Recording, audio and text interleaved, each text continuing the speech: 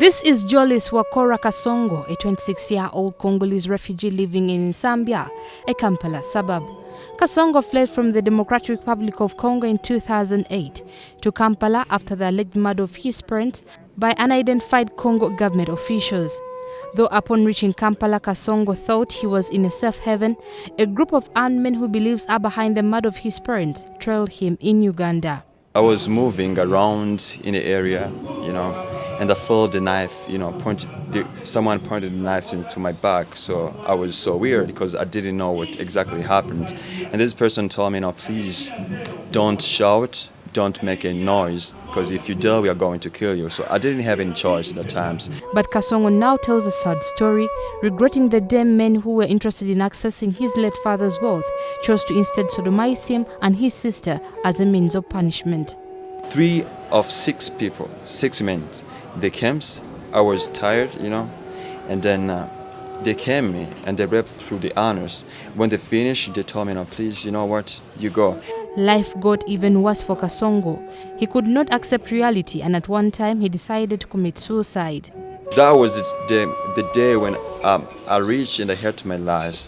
I even cursed the days of my birth, I said, no, please, this is now very bad things. I was feeling myself like I don't have any means to live again in this world, Jolis Kasongo's story is not any different from Stephen Chigoma, also a Congolese refugee who has been living in Kaboa since 2010.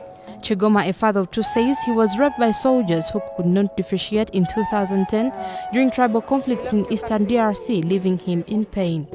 It's painful. Most of the time I don't like talk of it because giving me the refreshment, the reminds, the remarks of what it brought to me in my life, how it became so twisted, so tied up, and I almost lose my life. They used me, having sex with me.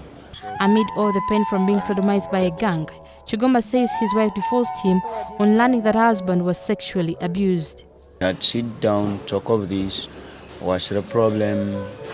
She told me she couldn't manage to be with a male survivor, and I had to find someone to live with. The Uganda Refugee Law Project that caters for such cases says sexual violence against men is on the rise in the country, as they have registered over 200 cases this month.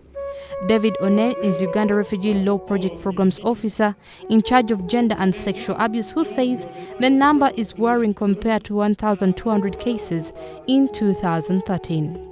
Others would report having been sexually harassed, others being made to have sex with non-living persons, even dead bodies, others being forced to have sex with objects like plants, like trees, like the ground. Others went through sexualized torture when somebody ties your genitals and then they weigh it down on a half brick or a full brick. They say the figures are likely to increase, blaming it on lack of stringent laws that can be used to criminalize the perpetrators. So it is all about use of rape or sexual violence as a weapon of war. It's about dehumanizing people, causing them to go through a lot of pain, and others has something to do with ethnicity tension. This ethnic group would go on doing the other thing to the other ethnic groups. We victims, we are struggling and we are dying, because I can tell you that many people in our associations that have committed suicide and died. That's a problem. That's a result because of the government. To date, government and civil society organizations are only advocating for women's rights, sidelining male sexual harassment, a trend that the Uganda Refugee Law Project says should change since violence against men is on the rise, as even the existing laws lack legal teeth. You as a survivor, what do you want government to do in this process where men are, till today, are afraid of coming out to say, hey, I was sexually abused, unlike the women? Being a victim, it doesn't change your identity. When we always going to these service providers, like going to police and report to the authorities, they always say, we gay. So it means that they're not understanding what a gay means and a victim means. So they need more training. Shamin Batalwo, WBS News.